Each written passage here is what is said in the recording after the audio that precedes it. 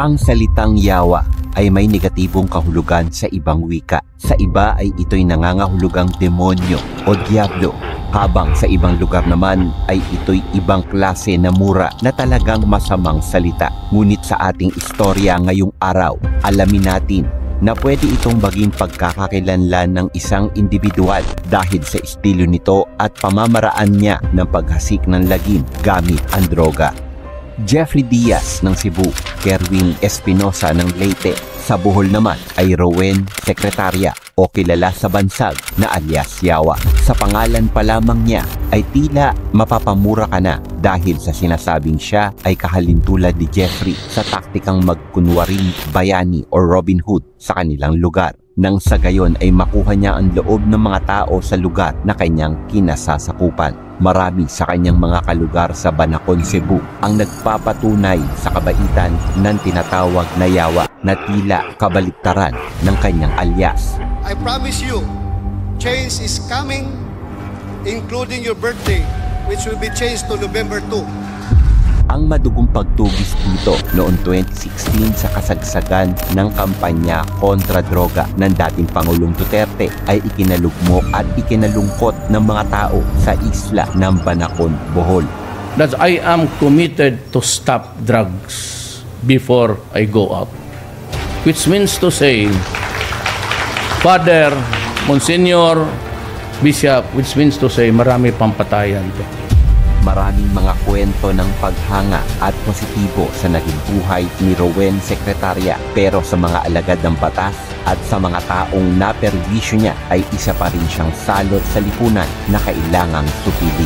Halina't balikan at tuklasin ang buhay ni Rowen Secretaria alias Yawa ng Bohol sa pagpapatuloy ng komprehensibong dokumentaryong ito sa pagpapatuloy ng istorya.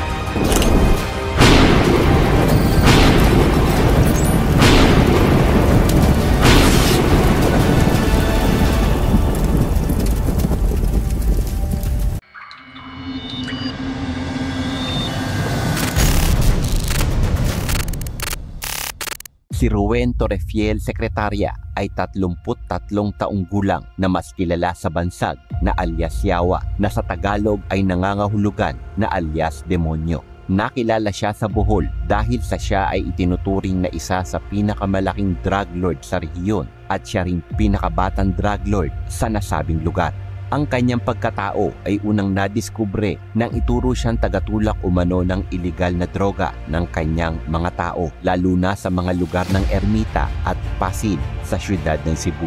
Di kalaunan ay naging kilala na siya sa hanay ng mga alagad ng batas, ay siya ay tinagurian na ring most wanted sa Cebu City kasabay ng iba pang matitinik na kriminal katulad na lamang ni alias Jaguar. Dahil sa ang kanyang pangalan ay naging mainit na sa Cebu, nagdesisyon siyang magtungo at magtago sa Banacon Island, Getafe, Bohol, kasama ang kanyang tiyahin na si Consorcia Secretaria Ethan Nato. Sa kanyang pagtatago sa nasabing isla, hindi pa rin siya nagpatinag sa kanyang mga ilegal na gawain at doon ay ipinagpatuloy pa niya ang kanyang negosyo kung saan sa paglipas ng mga araw ay dahan-dahan itong lumago at siya ay naging kilala na sa lugar.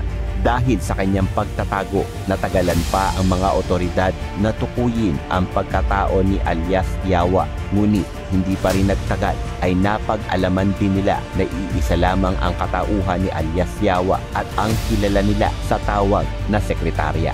Sinasabing ang lokasyon din ng isla na 6 na kilometro lamang ang layo sa isla na sakop ng Cebu ang nagbigay daan para sa kanya upang maghatid at magbiyahe ng mga ilegal na produkto kung saan gumagamit siya ng mukhang bangka na ginagamit sa pangingisda, ngunit sa likod nito ay ang ilegal na droga. Sa paglipas ng panahon, siya ay naging isang high value na target dahil sa malawakang transaksyon na ginagawa na tumatayang 5 kilo ng droga ang kanyang naibebenta at ito ay nagkakahalaga ng 59 milyong piso. Ang kanyang diskarte sa pagbebenta sa isla ay tila kagaya ng gawain ni Robin Hood kung saan tumutulong siya sa mga mamamayan sa isla sa pamamagitan ng pag-aabot ng tulong sa mga gastusin ng mga taong nangangailangan doon. Dahil sa ginagawa niyang ito, maraming residente sa isla ang umaasa sa kanyang tulong dahil sa dami ng naitulong nito sa mga mamamayan, kabilang na ang makina na nagagamit ng mga mangingisda sa kanilang paghahanap buhay. Sa kabilang banda, ang sitwasyong ito ang naging dahilan upang mas lumawak ang operasyon na kanyang ginagawa. Dahil sa ibinibigay na suporta sa kanya ng mga residente, matagal siyang hindi napapansin at nahuhuli ng mga otoridad.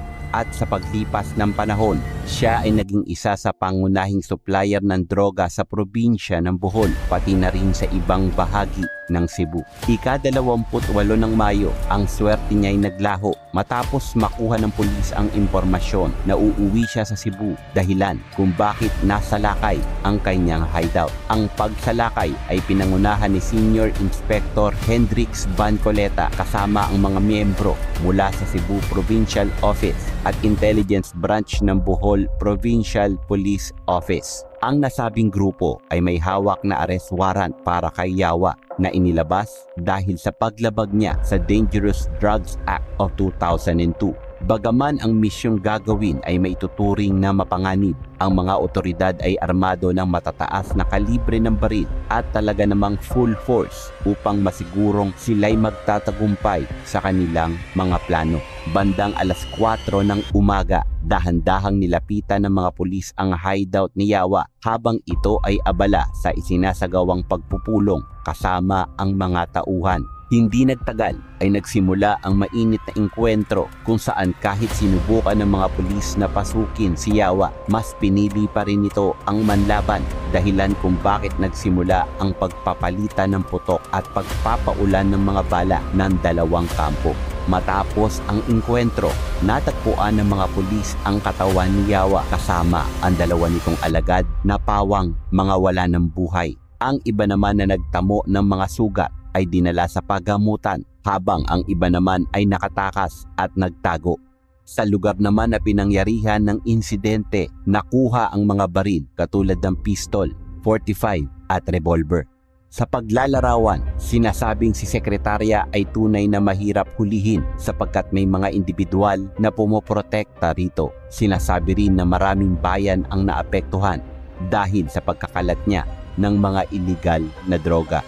Sa kabilang banda naman, maraming nakakakilala kay Yawa ang nalungkot sa nangyari, lalo na ang mga natulungan nito dahil tila nawalan sila ng malaking haligi sa pamayanan dahil sa kabila ng mga iligalidad na gawain ni Yawa. Itinuturing nila itong Robin Hood na nag-aabot ng tulong sa kanila. Ayon kay Rodrigo Ismael, sa kabila ng pagkakaroon ng maraming tattoo sa katawan ni Yawa, ipinagmamalaki pa rin ito ng pamayanan sapagkat naging bukas palad ito sa loob ng mga taon na nanatili ito sa Cebu. Sinisiguro rin umano ni Yawa na bumalik sa lugar kahit isang beses isang buwan upang maghatid ng tulong.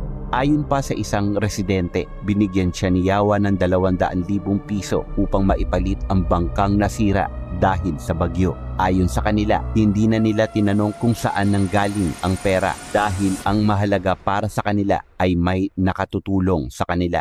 Ayon naman sa isang opisyales, hindi totoo na ipinamimigay ni Yawa ng libre ang mga ipinagbabawal na gamot upang maging bodyguard ang mga ito. Sa katunayan, hinahangaan ito hindi dahil sa mga masasamang gawain, kundi sa pagiging matulungin nito sa ibang individual. Kaya naman upang maghatid ng simpatya sa pamilya ni Yawa nang ito ay masawi, kinansila nila ang ilan sa kanilang mga aktibidad sa Banacon Island. Ang mga pangyayari ay hindi nagtapos sa pagkawala ni Yawa. Ika-29 ng Mayo taong 2016, ang mag-asawang Christopher at Maria ay pinaslang sa sementeryo ng kapatid ni Yawa dahil sa ang mga ito umano ang pinaniniwalaang nagbigay ng impormasyon sa mga pulis kaugnay ng lugar kung nasaan ito. Dahil sa insidente, mas lalong umigting ang kagustuhan ng mga pulis na mahuli ang natitirang kasamahan ni Yawa, kabilang na ang dalawang sospek na kapatid nito.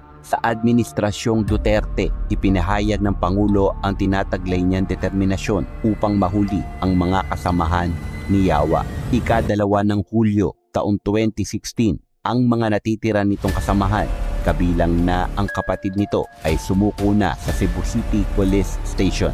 Ang mga iligal na gawain ay ipinagpapatuloy ng kapatid ni Yawa na si Consorcia Secretaria at kinakasama nitong si Japet Estorio Camacho. Ngunit dahil sa kakulangan nila sa diskarte at kaalaman sa gawain, hindi rin sila nagtagal dahil noong ika-2 ng Agosto taong 2016 ay nahuli rin sila ng mga otoridad. Matapos ang mga pangyayari, unti-unti nang nalinis ang lugar ng Banacon Island at upang masiguro ang kaligtasan ng lugar ay nagtayo sila ng lugar kung saan pwedeng manatili ang mga kapulisan. Sa pag-aakala naman na natapos na ang iligalidad, nasabat ang pinsan ni Yawa kung saan nakuhanan ito ng mga droga na nagkakahalaga ng mahigit 20 milyong piso. Bagaman hindi pa lubusang nauubos ang mga tauhan ni Yawa, sinisiguro naman ng mga kapulisan na mawawakasan na ang problema kaugnay sa pinagbabawal na gamot sa isla ng Banacon.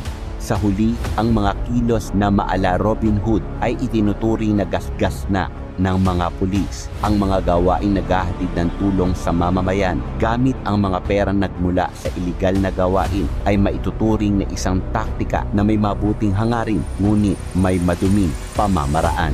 Nagawa man niyang tumulong sa maraming individual, marami rin naman buhay ang nasira dahil sa pagkalat at paghasik niya ng ipinagbabawal na droga. So ngayon, alam mo na ha?